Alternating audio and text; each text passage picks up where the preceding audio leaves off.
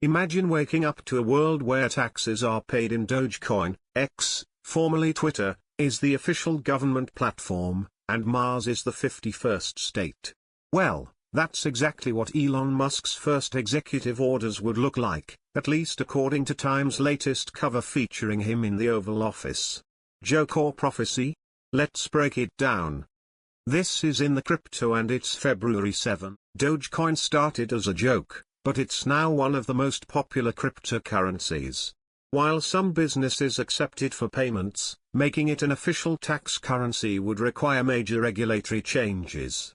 Countries like El Salvador have done something similar with Bitcoin, but could the US follow suit?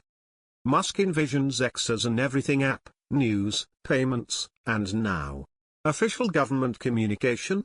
While it could streamline direct updates from politicians, it also raises questions about censorship, misinformation, and security risks. Mars becoming a state?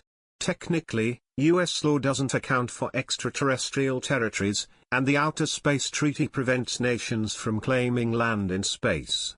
But with SpaceX's rapid progress, could this change in the future? So, what do you think?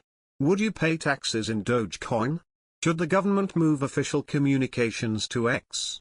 And is Mars statehood just sci-fi, or our future? Let me know in the comments, and don't forget to like and subscribe to be in the crypto.